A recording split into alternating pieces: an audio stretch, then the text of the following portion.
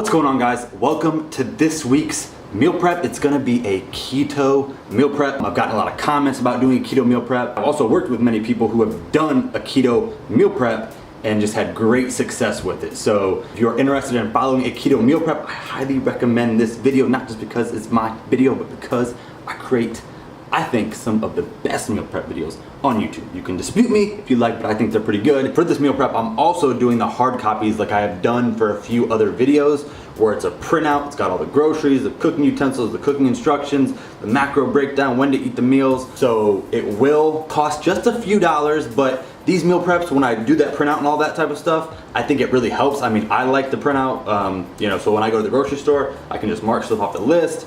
It's just easier.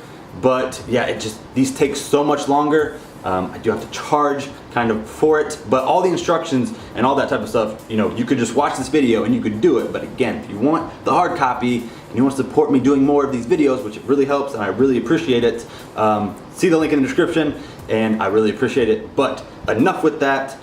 Let's get into this meal prep. I'm gonna start with the groceries. We're gonna get into the prep and we will wrap it up with packaging the meals. Check it out. I hope you guys enjoy. Alright, this meal prep is going to be slightly different than all my other meal preps because of your guys' wonderful comments and feedback.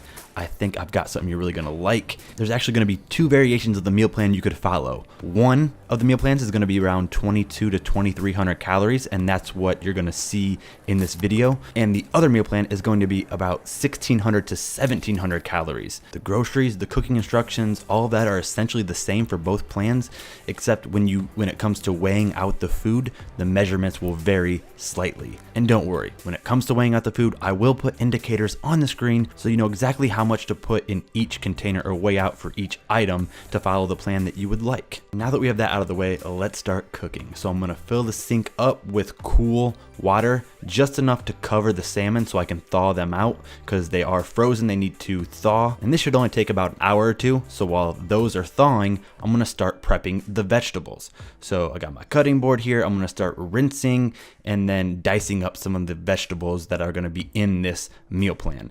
And if you would like to choose or pick other vegetables, you're more than welcome to do so. Same with like spices and things like that throughout this meal prep. I generally like to keep it simple with a lot of my recipes, especially when making items in bulk or making food in bulk, because if I add a certain spice or a certain marinade, you're gonna be eating the same meal with the same flavoring, with the same seasoning on it every day throughout the week. Whereas if you just use very simple seasonings, we know salt, little pepper, maybe something else you would like, something simple.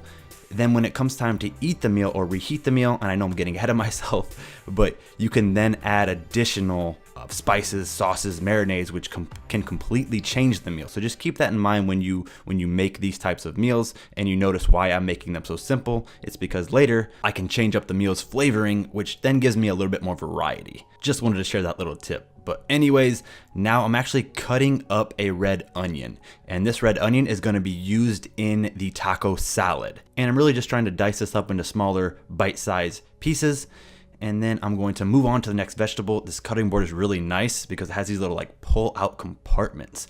So I can just cut it, swipe it into that little pull out compartment, change the compartment up and keep it moving. I'll put a link to this cutting board in the description, as well as there'll be a link of, all the cooking utensils again and stuff like that in the hard copy that you can get. But I moved on to the asparagus, just cut the tips off of it. And again, swap.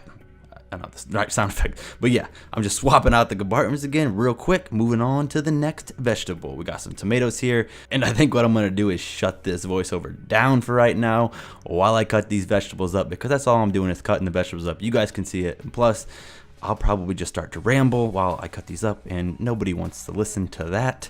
So yeah, just check out these vegetables being cut up, how I'm kind of doing it, and I will be back once they're all cut up.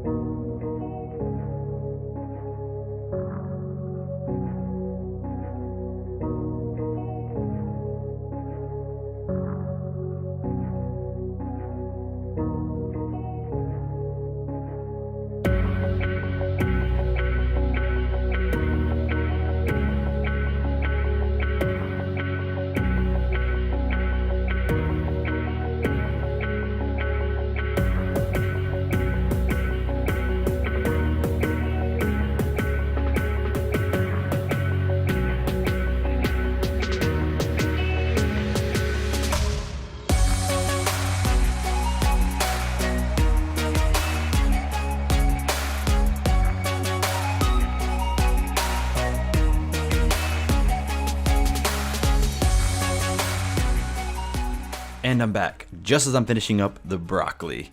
So after the broccoli, I'm moving on to the spinach here, and I'm gonna rinse it. And then what I'm gonna want to do is let the spinach dry out. So I'm gonna get some paper towels, lay them out, kind of separate them a little bit. What I wanna do is let them dry out. So that's why I have the paper towels and I'm kind of spreading them around, is I wanna give these time to dry out before I start to cook with them. And we're not just gonna stand around and watch them dry out, like watching paint dry. We're not gonna do that. We're gonna move on. So I'm moving on to the bacon. So I have these foil baking sheets. You could just use a regular cooking sheet if you would like as well. And you just wanna separate the baking onto the baking sheets, preheat the oven to 375 degrees. Once it's at 375 degrees, bake them for about 20 to 25 minutes for some crispy bacon. I like that crispy bacon. I don't want no soggy bacon. Don't bring no soggy bacon around here. You wanna crisp it up. If you want it soggier, you can cook a little less, but 20 to 25 minutes will get you that delicious bacon right there. And then I'm gonna move on to just getting the broccoli, and I'm gonna get some extra virgin olive oil. I'm gonna get some salt, I'm gonna get some pepper.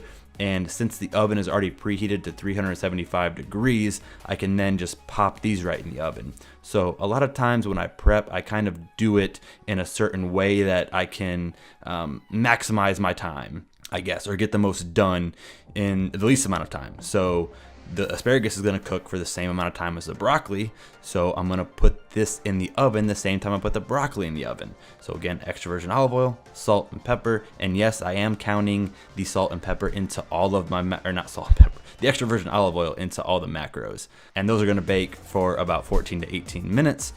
And then I'm gonna move on to the ground beef. I got a little bit fattier ground beef, 85/15, because again, it is keto, so fat is important. You want to stay in ketosis, so we didn't need to get that lean beef. We can use this fattier beef, which is, it was organic. It's going to taste pretty good. And for seasoning, I decided to go with this Weber Chicago steak seasoning. I think it tastes really good with the taco salad, so that's why I decided to go with it instead of just using basic salt and pepper.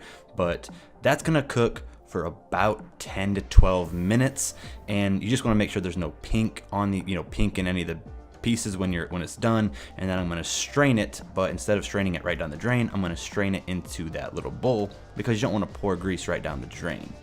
And now I'm going to move on to the steaks. So I'm going to use some butter for the steaks, this pure Irish butter. You could get a different kind of butter if you'd like, but I really like this butter. I think it has a good flavor to it and pretty simple ingredients in the butter. And I'm just gonna sear it with some salt, some pepper, and it's only gonna cook for about 2 to 3 minutes per side. And as this cooks, I'm going to get a cookie sheet right there, and I'm just gonna put some tin foil on it. I use tin foil, and sometimes I use like foil roaster pans. It just helps speed up cleanup time. I don't have to clean up as much stuff then. Don't have to wash as many dishes, which is always good. But yeah, after about 2 to 3 minutes, I'm gonna have a nice little sear on this side, and then I'm gonna let the other side cook for a minute or 2 minutes, or 2 to 3 minutes, and then I'm gonna take them off, and I'm going to actually then throw them into the oven. I love to kind of sear them on the stove and then bake them in the oven, and I'm just gonna throw them in at 375 degrees and just cook them for about 5 to 10 minutes. It depends on how thick the steak is, as well as what you would like it, how you'd like it done. All right, and then I'm gonna move on to the salmon. Now, there are many other salmon options that you could have picked, and I probably should have went with, and would have probably been healthier. These are not the healthiest just because of, look at all that sauce in there. Now, I do not use all that sauce when I bake these, so I'm gonna have to adjust the macros a little bit because I'm not using all that sauce, so I can't count all that sauce into the macros. You will be able to see the adjusted macros in the plan, and I'm gonna bake these at 415 degrees for 12 to 14 minutes. And then what you're gonna wanna do is take the skin off. So I'm just dragging a fork kind of right in between the skin and the piece of salmon, and then just again, just kind of getting the skin off. I don't eat the skin of it. I've known people to eat the skin, but I don't think it tastes very good. I guess you could if you would like. And then I'm gonna take some butter, and I'm gonna put it into a pan, get it hot. I'm also gonna take some extra virgin olive oil and put it in a different skillet. So one skillet has butter, the other skillet has some extra virgin olive oil. And I'm gonna saute the mushrooms, and then I'm gonna saute the spinach. And I'm cooking both the mushrooms and the spinach at a medium-high heat. So the skillet's at a medium-high heat. I'm gonna add some salt and some pepper to both, and just take a look at that spinach, look at how much spinach in there, because it will shrink down a lot. So you'll have a full bag of spinach and it's gonna shrink down quite a bit once it's done. The spinach is only gonna take about 3 to 4 minutes to cook down at a medium-high heat, and then the mushrooms will take more like 7 to 8 minutes. And then I'm gonna set the spinach aside and repeat the process. So I just added more extra virgin olive oil. I'm gonna cook the rest of the spinach, add the salt, pepper, all that good stuff. And then once the mushrooms are done, the same thing, you're gonna set them aside. And then I'm moving on to the eggs. So the breakfast is gonna have eggs. So I'm taking 4 eggs, I'm gonna crack them in a bowl, I'm gonna whisk them up, I'm making some scrambled eggs, and I'm taking, I took some butter and I put it into the skillet, and I got this nice and hot, medium-high heat, and I'm just gonna cook these eggs, a little bit of salt, a little bit of pepper, and it's only gonna take about 4 to 5 minutes. And this is actually 2 servings. So for breakfast, each breakfast meal is gonna have 2 eggs. And here in just a second, I'm gonna explain more what I'm talking about, because that's all the cooking we need to do. The cooking is done. Now we need to package up the food. And as I promised at the beginning of the video, I'm gonna put the measurements for each meal plan on the screen as to how much you need to weigh out. Certain items will be the same, so just keep that in mind, but hope that helps.